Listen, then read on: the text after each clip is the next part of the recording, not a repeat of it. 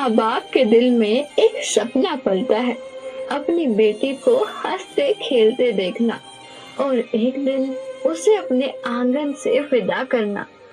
बचपन से ही उसकी हर हंसी, हर कदम उस दिन की तैयारी होती है जिस दिन उसकी डोली सजेगी।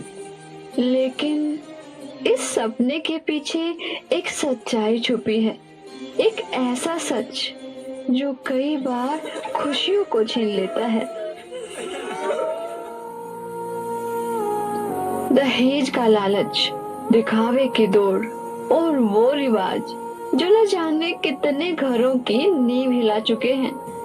कितने ही माँ बाप अपनी पूरी जमा पूंजी, यहाँ तक कि कर्ज तक सिर्फ एक दिन के लिए लुटा देते हैं, कभी अपनी मर्जी से और कभी मजबूरी में। और कई बार शादी साथ निभाने का वादा नहीं, बल्कि दहेज हड़पने की चाल बन जाती है। लेकिन इस अंधी दौड़ में एक ऐसे महापुरुष भी हैं जिन्होंने इस कुप्रथा को जड़ से खत्म करने का बीड़ा उठाया है, जिनकी मुहिम ने लाखों जिंदगियों की दिशा बदल दी और जिनकी शिक्षा ने बेटियों को इज्जत और सुरक्षा का हक दिलाया। अब हमने ये प्रतिज्ञा करनी है कि ना दहेज लेंगे ना देंगे, चाहे ब्याह हो चाहे ना हो। और क्यों कैसे ना होगा? वाह भैया, भगवान ने संस्कार जोड़ रखे, उसने मिटा कौन देगा? तेरे पावन है सभी, डूबेगी नहीं तेरी नाव कभी। तेरी बाह पकड़ने को वो भेष बदल के आएगा, पता नहीं किस रूप में आकर नारायण मिल जाएगा। पता नहीं किस रूप में आकर नारायण मिल जाएगा।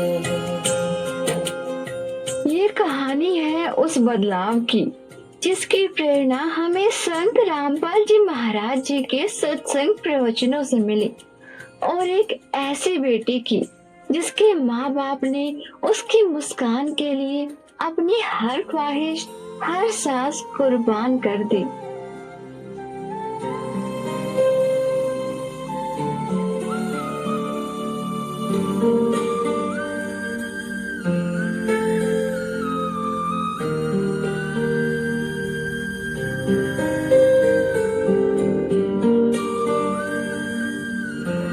मेरी माँ अक्सर बताती थी, उस रात सब इंतजार कर रहे थे। पिता दुकान जल्दी बंद करके लौटे थे। दादी लगातार मन्नतें मांग रही थी। सबकी निगाहें एक ही उम्मीद पर टिकी थी। देख लेना, लड़का ही होगा। रिया का भाई आने वाला है। बेटी हुई है। और फिर मेरी बड़ी बहन पैदा हुई, लेकिन उस खुशी के साथ जो खामोशी आई, वहीं से हमारी कहानी की शुरुआत हुई।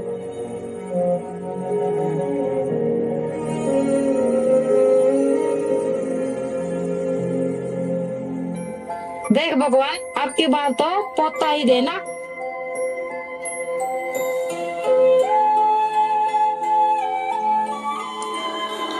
माँ बताती थी, उन दिनों लड़का पाने के लिए लोग क्या क्या नहीं करते थे, पूजा, तांत्रिक, ताबीज। पर किस्मत के लिखे को कौन बदल सकता है?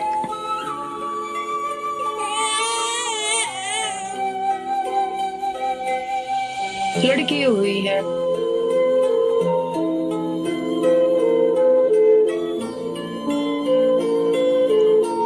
उस रात खुशियों की जो तैयारी थी वो सन्नाटे में बदल गई, और उसी सन्नाटे में मैंने पहली सांस ली, दूसरी बेटी बनकर। बेटी ने तो हम संतान भी नहीं मानते थे, ऐसी ऐसी अनजान सोच बना दी हमारी। पुण्यात्मा में बेटा और बेटी में कोई अंतर नहीं। संस्कार आपको मिलेंगे चाहे कितने पैर पीट लो। देखना भाई साहब, मेरा तो लड़का ही होगा।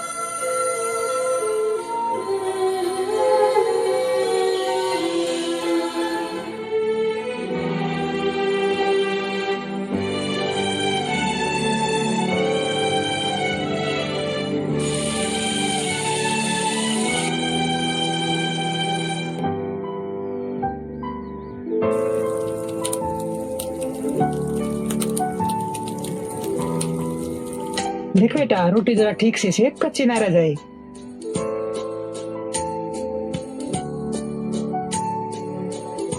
अपेक्षा, जा बेटा अपने पापा को पानी दे के आ।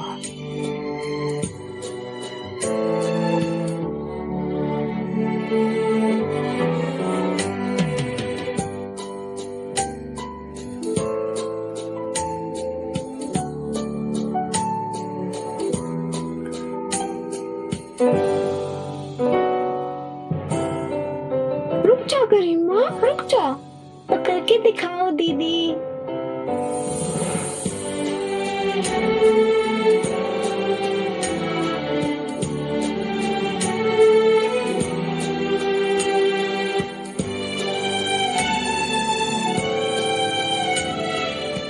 अपना ख्याल रखना, ज्यादा इधर उधर किसी से बात मत करना। और हाँ, खाना टाइम से खा लेना। हाँ हाँ दीदी, पता है मुझे।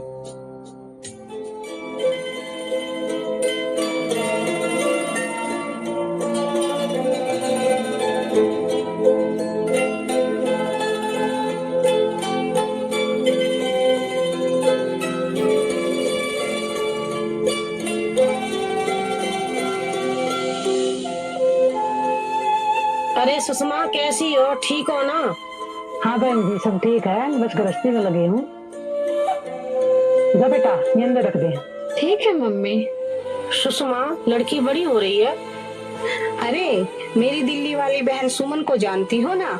उसके लड़के ने अभी अभी डॉक्टरी की पढ़ाई पूरी की है और शहर में अपना छोटा सा क्लिनिक खोला है। मैं सोच रही थी अपनी अपेक्षा के लिए बात कर लेते, क्योंकि वो खानदानी लोग हैं और वो अपने बेटे के लिए सर्वगुण संपन्न बहू ढूंढ रहे हैं। ठीक है, मैं इसके पापा से बात करके बताती हूँ।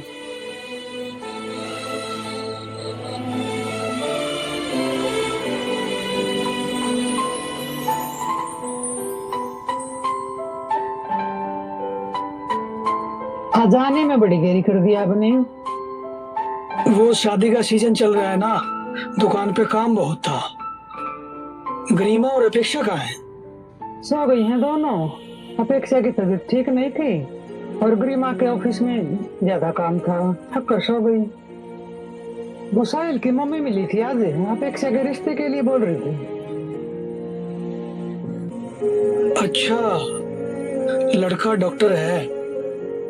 डॉक्टर है तो दहेज भी अच्छा ही देना पड़ेगा। पर हम इतना करेंगे कहाँ से? उसकी बेटी भी तो है। बेटी खुश रहनी चाहिए, कुछ ना कुछ तो कर ही लेंगे।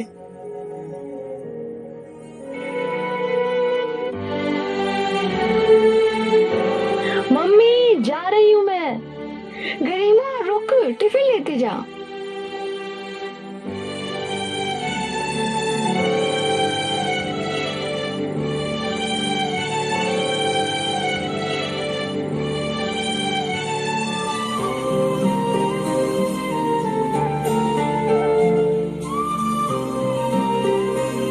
हे पलक, कैसी है तू? अच्छा, तो थी क्या? पलक, एक बात पूछूं तुझसे? हाँ बोल। घर पे सब ठीक है ना? शादी के बाद तू बड़ी परेशान सी रहने लगी है। अरे नहीं यार, सब ठीक है। बता ना पलक, तू कुछ तो छुपा रही है।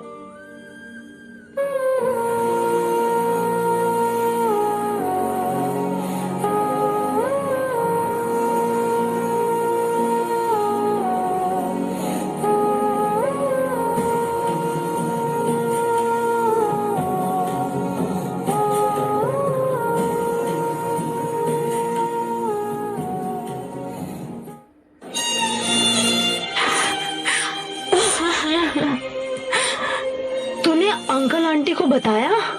नहीं गरिमा, तू जानती है ना मम्मी पापा मुझसे कितना प्यार करते हैं। मेरी खुशी में ही उनकी खुशी है। अगर उन्हें ये सब पता चलेगा तो उनको बहुत तकलीफ होगी। अच्छा पलक, मुझे ये समझ नहीं आ रहा तुम ये सब क्यों सहन कर रही हो? अरे तुम इतनी पढ़ी लिखी हो, जॉब करती हो, तो क्यों बर्दाश्त कर रही हो ये सब? बस इसी उम्मीद में कि शायद आने वाला वक्त अच्छा होगा। मैं आशा करती हूँ कि ऐसा ही हो।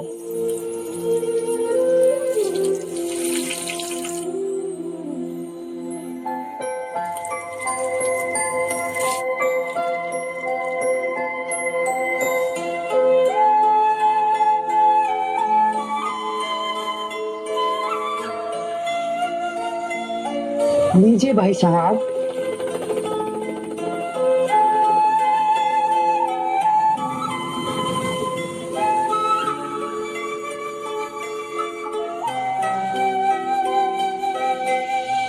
नहीं नहीं बहन जी, बस।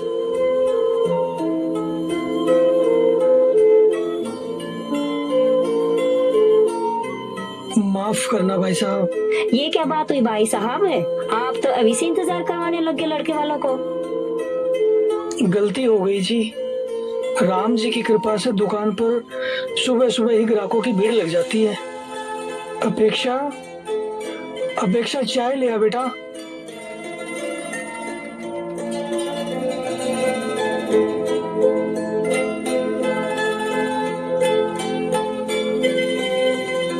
वैसे क्या क्या सिखाया है आपने अपनी बेटी को? जी, ये सारा खाना अपेक्षा ने ही बनाया है। घर संभालना हो या पढ़ाई, हर चीज में अच्छी है हमारी बेटी। की बेटी तो हमें पसंद है। चलो अब कुछ लेने देने की बातें कर लेते हैं।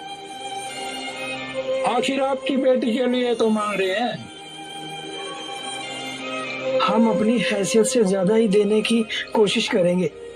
तो चलिए भाई साहब, फिर शादी की तैयारियां शुरू कीजिए।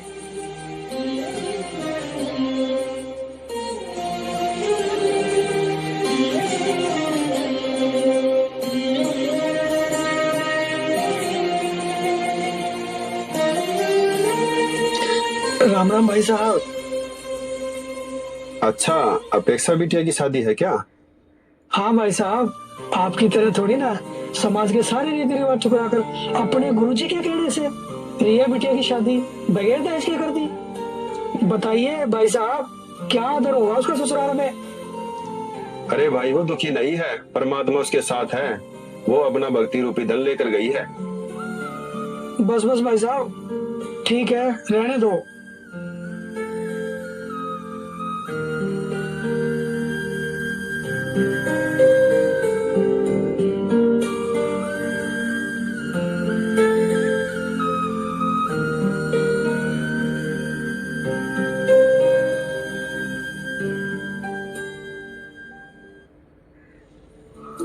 विवाह की तैयारियां आज से ही शुरू कर दो और वर्मा जी के यहाँ चले जाओ। टेंट वालों को सारा काम समझा दो। बारात धर्मशाला में नहीं, होटल में ठहरेगी। कोई कमी नहीं रहनी चाहिए। और गरिमा बेटा, मेहमानों की लिस्ट जल्दी से तैयार कर दे। और घर के पेंट का काम भी समय रहते पूरा हो जाना चाहिए। जिस तरह की शादी का सपना देख रहे हो, कुछ अंदाजा भी है उसमें कितना खर्चा होगा? दुकान तो पहले गिरवी रखी हुई है, अब क्या घर को भी बेच दोगे? छोटी बेटी का भी तो ब्याह करना है, उसके लिए क्या बचेगा? हाँ, अंदाजा है, पर बेटी खुश रहनी चाहिए।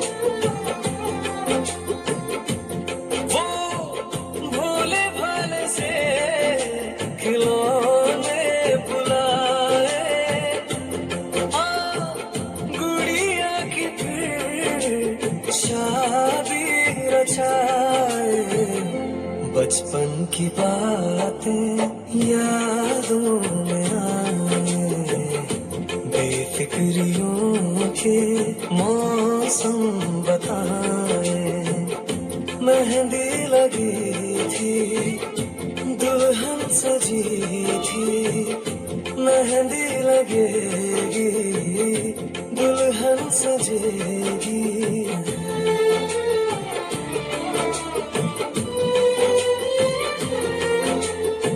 होश था ना कोई, ना था ठिकाना, खेल थे सच सभी, झूठ था जमाना, फर्क था ना कोई, ना कोई दूरी, रोने का हंसने का एक था बहाना, कागज पे चेहरा मेरा फिर से बना दे तू, चेहरे पे टेढ़ी मेरी आंखें लगा दे तू।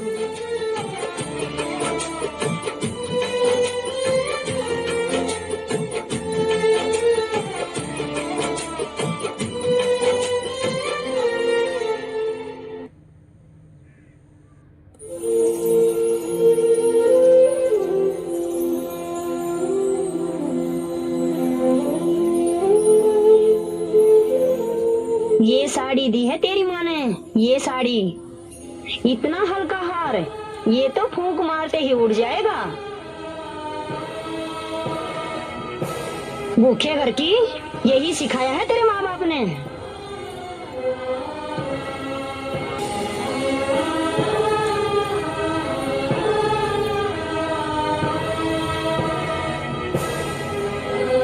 अब तेरी जरूरत नहीं, बहू आ गई है।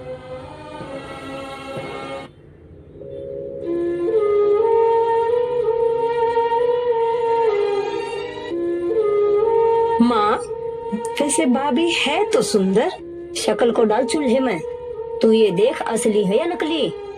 माँ जी, ये मेरी माँ के गहने हैं। बस यही गहने दिए तेरी माँ ने? नहीं माँ जी, और भी गहने दिए हैं।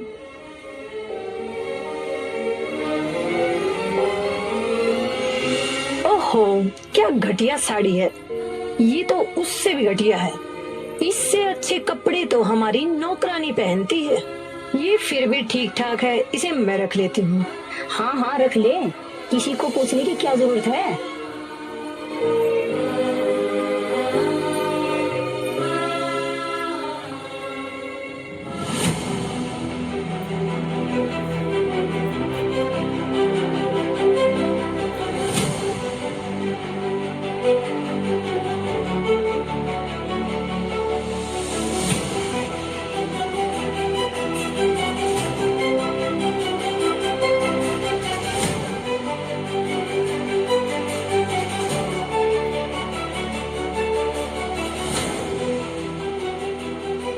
मैं तुझ पर कितनी आस लगाकर बैठी थी। तेरी शादी में लड़की वालों से fridge, washing machine, AC, 10 kilo सोना, 20 लाख नगद और एक बड़ी गाड़ी लूंगी। लेकिन हाय हाय, मेरी तो किस्मत ही फूटी है जो ऐसे भूखे घर की बहू मिली।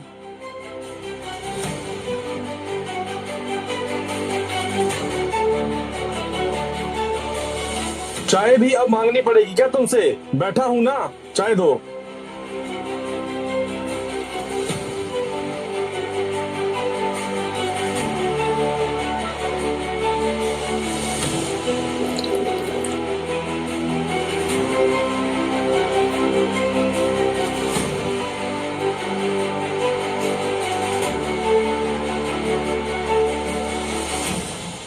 अच्छा सुन, अपने बाप को फोन कर और उनसे बोल 5 लाख रुपए चाहिए 2 दिन में।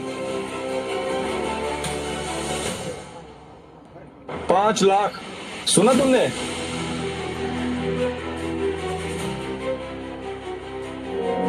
नैना जो सांझ ख्वाब देखते थे, नैना बिछड़ के आज रो दिए हैं यूं। नैना जो मिल के रात जागते थे, नैना शहर में पल के नीचते हैं यूं। जुदा हुए कदम जिन्होंने ली थी ये कसम, मिलके चलेंगे हरदम, अब बांटते हैं ये गम। भीगे नैना जो खिड़कियों से झांकते थे, नैना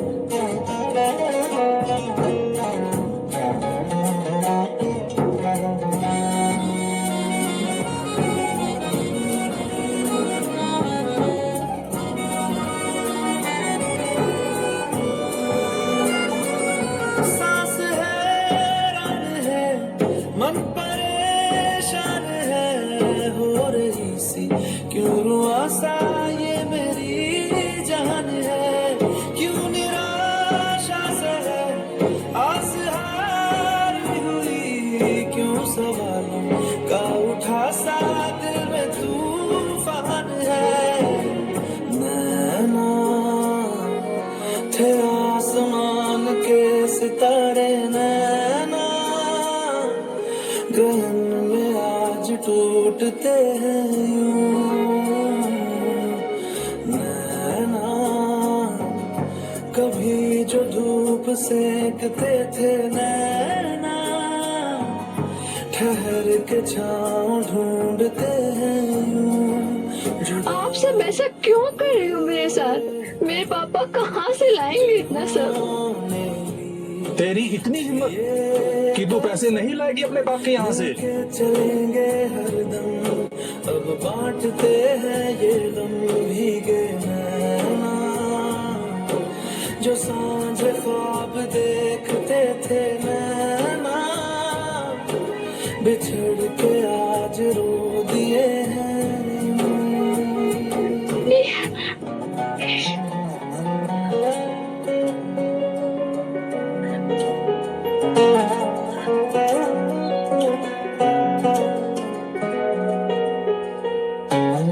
अब मर बिना पानी के, जब तक अपने बाप से पैसे नहीं लेके आएगी हम ऐसे ही करेंगे। नैना जो सांझ ख्वाब देखते थे नैना, बिछड़ के आज रो दिए हैं।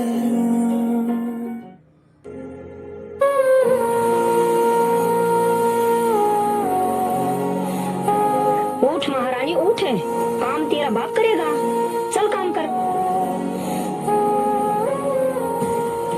अरे आफत बन गई है ये लड़की। सोचा था दहेज लेके आएगी तो ऐश करेंगे, अब क्या करें माँ, ये तो मुसीबत बन गई है। हो गई गलती, अब तो क्या करूं? उल्टे फेरे ले लूं क्या इसके साथ? उल्टे फेरे लेने से नहीं, लेकिन सीधे फेरे लेने से तो सब ठीक हो जाएगा ना। मैं समझा नहीं माँ। मतलब ये कि मैं तेरी दूसरी शादी करवाऊंगी और ढेर सारा दहेज लूंगी। लेकिन माँ, अपेक्षा के रहते हुए कैसे? जब वो शादी में रहेगी तब ना।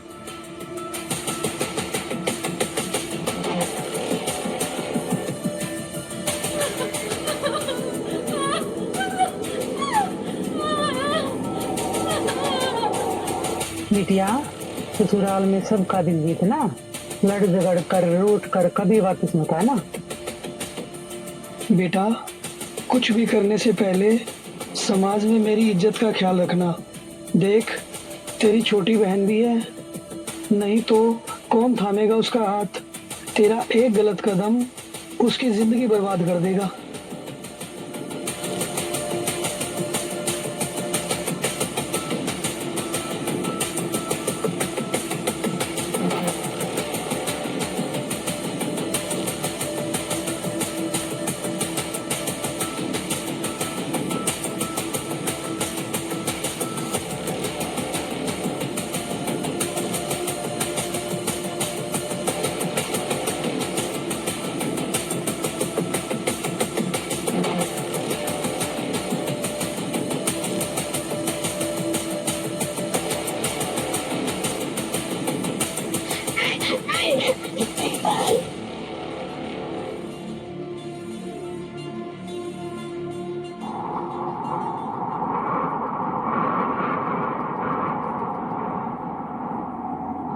पापा चाय।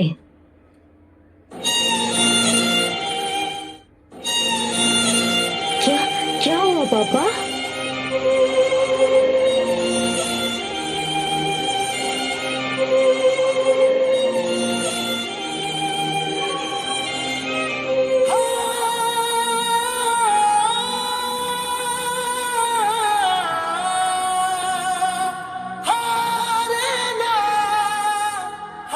अपेक्षा, अपेक्षा बेटा,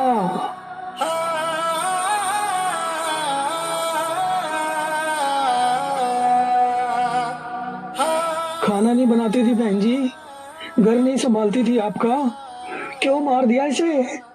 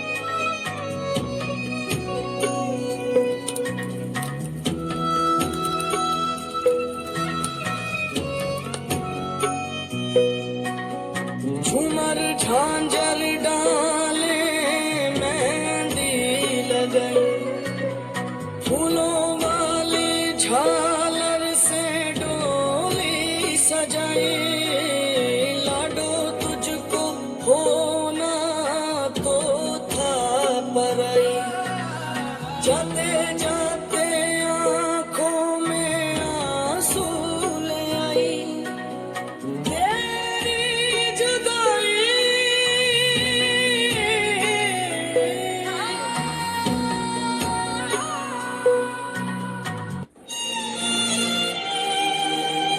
हेलो पलक, पर आंटी कैसे?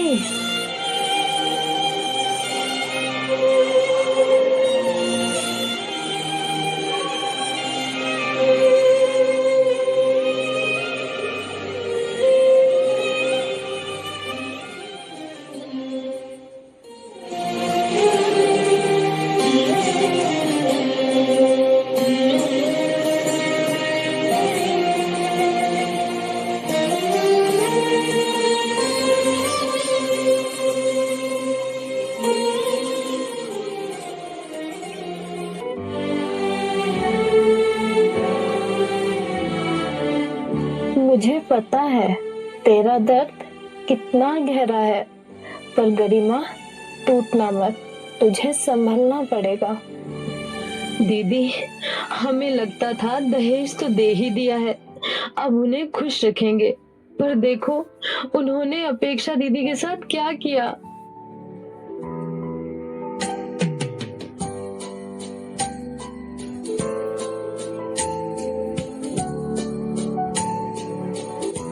बेटी, तू ठीक तो है ना? कहीं तेरे साथ भी तेरे ससुराल वाले तुझे ताने वाने तो नहीं देते? क्योंकि तेरे पापा ने तो दहेज ही नहीं दिया था। नहीं चाचा जी, वहाँ कोई ताने नहीं मारता, वो मुझे बहू नहीं बेटी बनाकर रखते हैं। वो रिश्ता सौदे का नहीं भरोसे का है। वहाँ किसी ने मुझसे कुछ नहीं मांगा, उल्टा मेरी खुशी को अपनी जिम्मेदारी माना। मुझे माफ कर दो भाई साहब, मैंने आपको बहुत बुरा भला कहा। सोचा दहेज ही बेटी की ढाल है, वही उसे ससुराल में सम्मान दिलाएगा, लेकिन दहेज देकर भी मैंने अपनी अपेक्षा को खो दिया। पलक, अपेक्षा दीदी दोनों दहेज के लालचियों की शिकार बनी। मैंने सोचा था नौकरी करूंगी, पैसे कमाऊंगी, सब सही होगा। अब समझ आया ये तो ऐसा लालच है जो कभी खत्म नहीं होता। गरिमा, बदलाव पैसे से नहीं सोच से आता है। मैंने वहां जाकर देखा सम्मान का रिश्ता कैसा होता है। जब शादी दिखावे से नहीं भरोसे से परमात्मा को साक्षी मानकर होती है, तब पैसों का दहेज नहीं सद्भक्ति का दहेज बेटी के साथ जाता है। तब बेटी रोती नहीं खिलखिलाती है। जीवन की सारी आपत्तियों से परमात्मा रक्षा करते हैं। तो परमात्मा की शरण में आने के बाद वही विवाह आज आप देख रहे हो, उस परमेश्वर की कृपा से परमात्मा ने हमारा ज्ञान हटा दिया। यहाँ पर बच्चों का विवाह करा दिया जाता है और 5-7 भगत उनके रिश्तेदार आते हैं, घर वाले, और यहाँ आश्रम में उनका 10 रुपए खर्च नहीं होता। सिंपल रोटी जो रोज हम बनाते हैं वही खाएंगे। ये ड्रामाबाजी हमने नहीं करनी। बच्चों का संयोग परमात्मा जोड़ता है। हमारे इस नाटकबाजी से विवाह नहीं होता। विवाह तो मालिक ने कर रखा होता है और वचन से बच्चे एक दूसरे से जोड़े जाते हैं।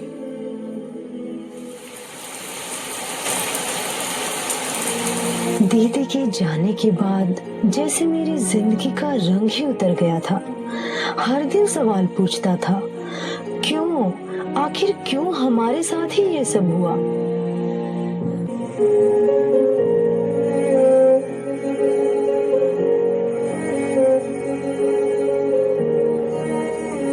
मैंने सोचा, अगर दुनिया में भगवान है तो उन्होंने हमारी रक्षा क्यों नहीं की, या फिर क्या मैं उन्हें पहचान ही नहीं पाई।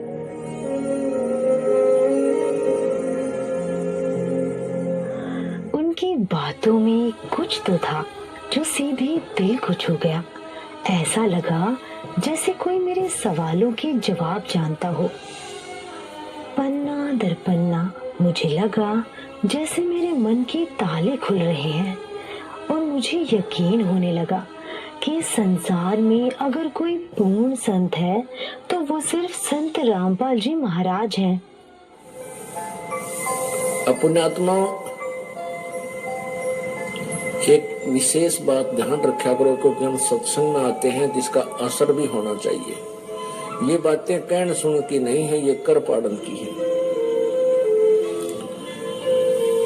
बेटी का ब्याह लाख रुपया ला दे तो भी ब्याह होना है, और वे 10-20 हजार में काम चला दे वो भी ब्याह ही होना है। विवाह ही करना है हमने। इन बकवादों को छोड़ के सिंपल से ढंग से अपना बच्चों को की शादी कर देनी चाहिए। हेलो रिया दीदी।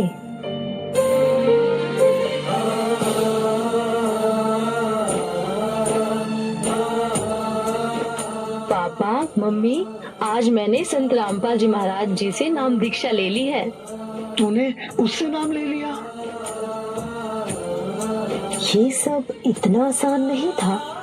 पहले मुझे भी लगता था कि सुख तो पैसा, शोहरत और दिखावे में है, लेकिन अब समझ आया असली सुख तो सिर्फ परमात्मा की शरण में है।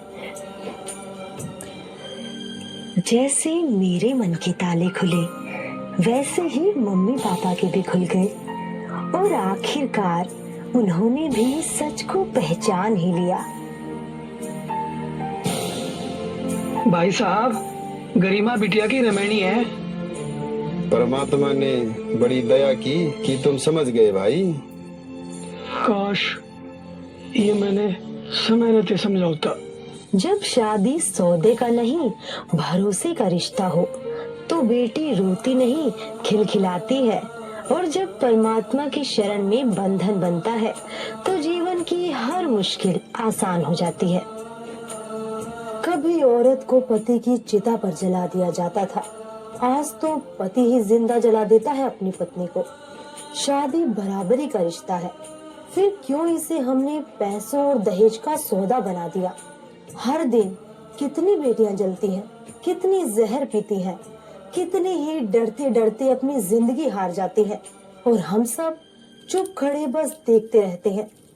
दहेज एक ऐसा लालच है जिसका अंत कभी नहीं होता। आज तीज त्योहार, कल बच्चे का जन्म, फिर किसी और की शादी, मांग बस बढ़ती ही जाती है। याद रखो, दहेज देकर बेटी की शादी तो हो सकती है, लेकिन उसके लिए प्यार और इज्जत कभी नहीं खरीदी जा सकती।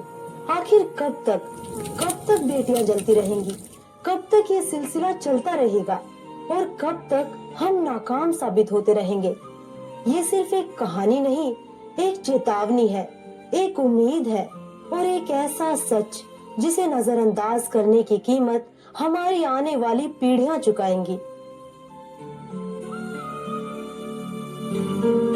अब जैसे बेटियां वैसे बोझ मान रखी थी दहेज के कारण, अब दहेज खत्म कर दिया, बिल्कुल समाप्त। ना बात, ना छुच्छत, ना कोथड़ी संधारा, बेमतलब की बकवास सारी हटवा दी। और हमारे बच्चे मान गए, मेरे बच्चे, ये बिल्कुल ये गलत था, और ये जीवन अब जो जी रहे हैं ये है जीवन असली।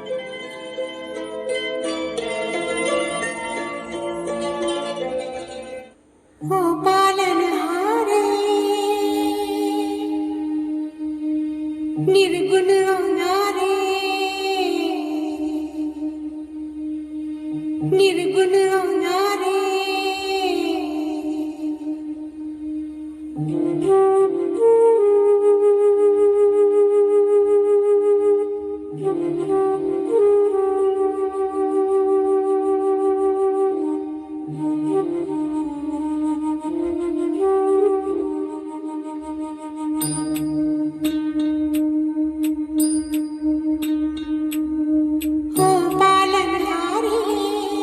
निर्गुण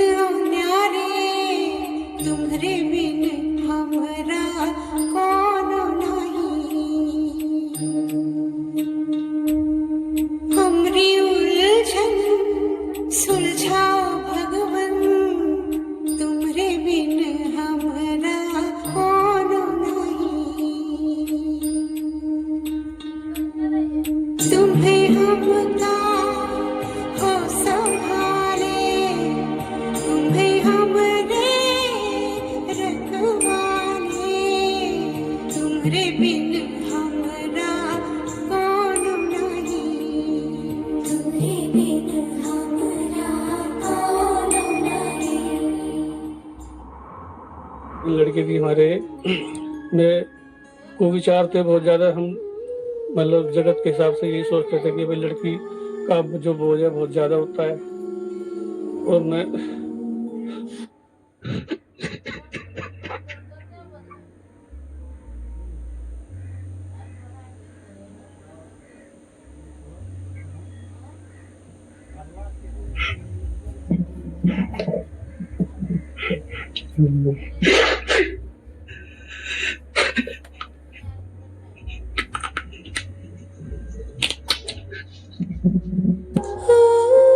शादी में गरीब आदमी ये सोचता था कहाँ से इनकी शादी करूंगा। रात दिन चिंता बनी रहती थी ये। लेकिन जैसे ही मैं गुरुजी की शरण में आया संत रामपाल जी महाराज की, मुझे पता लगा कि यहाँ पे बिना दहेज के शादी होती है। मुझे थोड़ी हिम्मत सी मिली। मैंने सोचा भाई चलो ये समस्या तो यहाँ पे गुरुजी की वजह से ठीक हो जाएंगी, बाकी परमात्मा जाने। धीरे धीरे मैंने एक बेटी की शादी करी। पहले बेटी की करी, बिना दहेज के करी। जो हमारे घर में वो लड़की आई है वो भी संस्कारी है, उन्होंने भी नाम ले रखा है सभी ने। और फिर हमने अपनी बेटी की शादी करी, वो भी भगत में करी हमने, वो भी संस्कारी हैं, सारे पढ़े लिखे परिवार हैं, अच्छा है। तीसरी बेटी की भी हमने शादी रमन जी के द्वारा करी है, वो परिवार भी अच्छा है, संस्कारी है, सब कोई दिक्कत नहीं आई। हमने ये महसूस करा जो जगत में हमारे आसपास के रहने वाले लोग हैं जो 20-20 लाख रुपए लगा कर शादी कर रहे हैं, उनकी लड़की आजकल परेशान है। यहाँ पे संत रामपाल जी महाराज की शरण में आने के बाद जो हमने महसूस करा, जहाँ पहले थे जगत में, वहाँ तो लोग बाग जो है दहेज देने के बाद भी 20-20 लाख रुपए खर्च करने के बाद भी उनकी जो बेटियां हैं, उनके पति जो हैं वो जुआ खेलना शुरू कर देते हैं, नशा करते हैं, दुनिया भर का मांस, मतलब दुनिया भर के घर में टेंशन रखते हैं। बेशक वो नौकरी भी करते हो, कुछ भी करते हो, लेकिन फिर भी जो है वो हमारी बेटी से अच्छे नहीं है। क्योंकि हमारे जो परिवार जहाँ पे हमने अपने बच्चों की शादी करी है, कोई भी किसी तरह का बुराई नहीं करता, ना शराब पीता है, ना कोई किसी तरह का मांस मदिरा वगैरह करते हैं, बिल्कुल साफ सुथरा है। यहाँ पे किसी तरह का आडम्बर नहीं है बिल्कुल भी। वे लोग जो हैं दिखावा ज्यादा करते हैं कि हमने 20 लाख की शादी कर दी, हमारे बच्चे ज्यादा सुखी रहेंगे। लेकिन हमने ये महसूस करा कि उनके बच्चे सुखी नहीं है, वो तो हमसे भी ज्यादा दुखी हैं।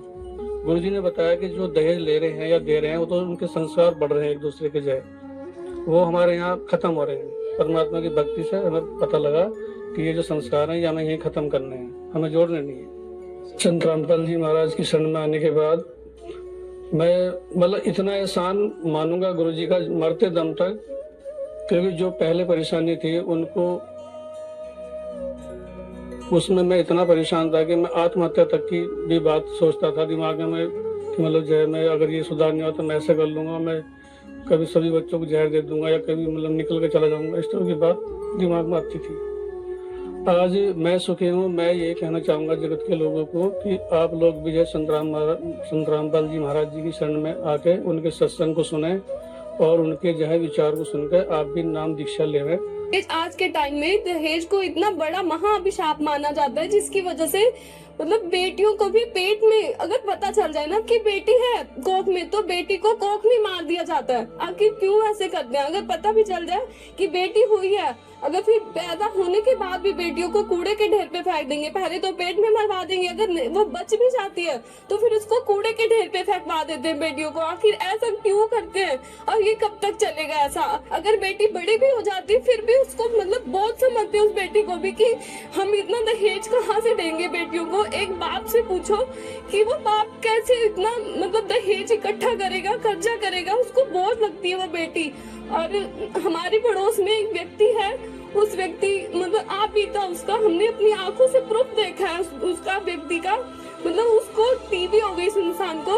और टीबी होने के बाद वो इंसान मतलब उसके छोटे बच्चे थे, मतलब इतने भी छोटे नहीं थे, मतलब उसकी 2 बेटियां थी और बेटियों को लेकर वो इंसान मतलब एक बाइक पे रख के मतलब बाइक पे बैठा के लेके गया बेटियों को।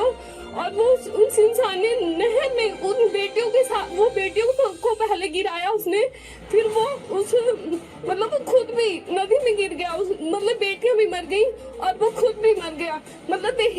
वजह से मतलब आत्महत्या तक करनी पड़ती है आज के समाज में दुनिया को। और हमारे गुरुजी संत रामपाल जी महाराज जी ने इतना बड़ा उपकार किया इस दुनिया पर, इस मतलब पूरे विश्व में। संत रामपाल जी महाराज जी ने दहेज प्रथा को बिल्कुल जड़ से खत्म किया। और हम इस संत रामपाल जी के इस उपकार को पूरे जीवन भर मतलब कि हम इस उपकार को भूल ही नहीं सकते कि हमारे संत रामपाल जी महाराज जी ने इतना बड़ा उपकार किया हम पे कि दहेज प्रथा को जड़ से खत्म कर दिया। कि आज जितने भी इनके अनुयायी हैं, 9.5 करोड़ अनुयायी हैं, इनका एक भी फॉलोवर्स मतलब दहेज लेता ही नहीं है। आप भले जाकर आप चेक भी कर सकते हो इनके फॉलोवर्स को कि कोई भी दहेज नहीं लेते। और इनके जो फॉलोवर्स हैं ना तो नशा करते हैं, एक कहते हैं ना सोने की चिड़िया कहते हैं, वैसे संत रामपाल जी महाराज जी ने आज वो समय लाके खड़ा कर दिया है कि ये स्वच्छ समाज तैयार किया हमारे गुरुजी ने। मैं संत रामपाल जी महाराज जी को कोटि कोटि दंडवत प्रणाम करती हूँ। गुरुजी की वजह से, संत रामपाल जी महाराज जी की वजह से आज मैं भी एक महिला हूँ, मैं समझ सकती हूँ कि हाँ दहेज क्या होता है और इसकी वजह से कितना पीड़ित होना पड़ता है एक माँ बाप को भी कि वो बोझ बन के रह जाती है बेटियां। और हमारे संत रामपाल जी महाराज जी ने बिल्कुल जड़ से खत्म कर दी इन चीजों को। हमारे घर में भी बेटियां हैं हम इतना टेंशन फ्री हो गए कि अब हमें बिल्कुल दहेज नहीं देना और अच्छे घर में जाएंगी, संस्कारी घरों में जाएंगी हमारी बेटियां। हमें ये भी टेंशन नहीं कि हाँ लड़का कैसा मिलेगा, क्योंकि इनके जो फॉलोवर्स हैं वो किसी भी नशा या किसी चीज को मतलब गलत चीज को हाथ नहीं लगाते, ना नशाखोरी करते हैं, ना दहेज लेते हैं और ना ही ये रिश्वतखोरी करते हैं। इनके शिष्य जितने भी हैं, संत रामपाल जी महाराज जी मतलब ऐसे समाज तैयार कर रहे हैं ना जो कि विश्व में कोई कर ही नहीं सकता।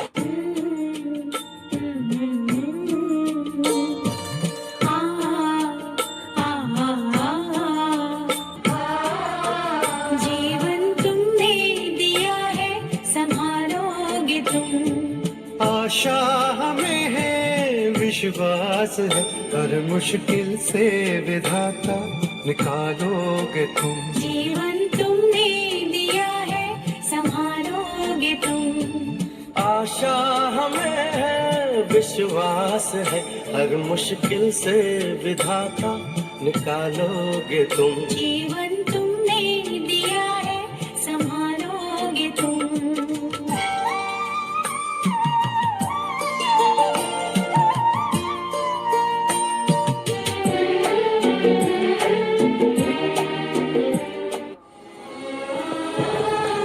मेरी बहन अपेक्षा तो चली गई, वो हंसी जो हमारे घर की जान थी दहेज की आग में जलकर राख हो गई। मैंने अपनी आंखों से देखा है कैसे दिखावे और लालच ने एक पूरे परिवार की सांसें छीन ली। लेकिन मैंने ये भी देखा है कि बदलाव मुमकिन है अगर हम सही रास्ता चुने। संत रामपाल जी महाराज जी ने हमें वो विधि बताई है जिससे बेटी का मान बढ़ेगा और बेटा रिश्ते का असली अर्थ समझेगा।